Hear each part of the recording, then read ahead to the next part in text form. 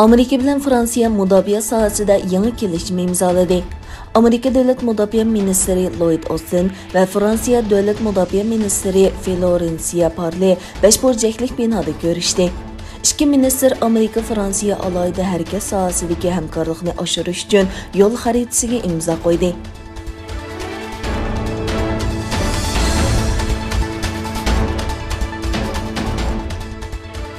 Amerika Biden hökuməti 9 iyul cümə günü Şərqi Türkistandakı ağır kişilik hüquq dəfsəndiciligi və yuqori texnikалық nazaret qilish səbəblik 14 Xitay şirkətini öz içigə alğan 14 əməli gövdəsini iqtisadi embargo tizimiga kirgizganligini e'lon qildi. Amerika Savdo Ministerligi Şərqi Türkistanda Uyğur, Qozoq və başqa musulmonlarga qaratilgan kişilik hüquq dəfsəndiciligi və kollektiv tutub turishga chetishliq deb qaralgan şirkətlərning embargo tizimiga kirgizilganligini bildirdi.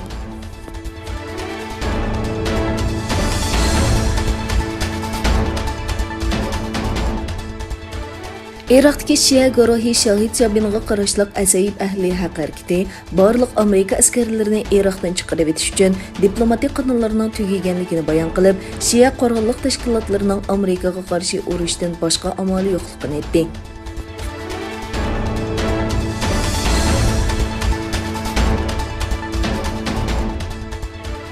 Yavropa İttipaقı parlamenti 578 ovozning qo'llashi, 29 ovozning qarshi turishi va 78 ovozning voz kechishi bilan qaror ma'qullab, Beyjing doiralarini kuchlik aybladi hamda agar Xitoy, Hong Kong va Uyg'urlarning kishilik huquq vaziyatini yaxshilamasa, Yavropa İttipaقı amaldorlarini 2022 yillik Beyjing qishliq olimpik tanaharkat musobaqasiga qatnashmaslikka chaqirdi.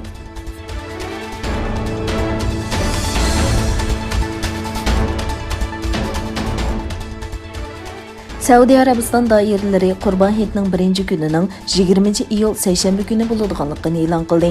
Bayonotda Hijriy kalendarining 12-iyi bo'lgan Zulhijjaning 10-kuniga to'g'ri kelgan Qurbon hayitining 1-kunining 20 iyul seshanba kuni bo'ladiganligini bayon qildi.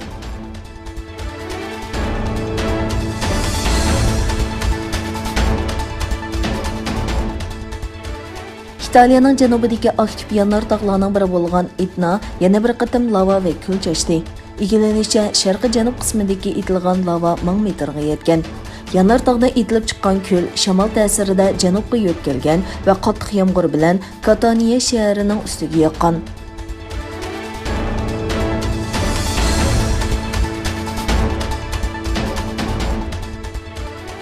O'zbekiston Uyg'ur madaniyat markazining raisi ھەلىمە باراتوۋا xonim Xitoy virusi yuqumi sababi bilan ayrimizdan vaqtsiz ayrildi.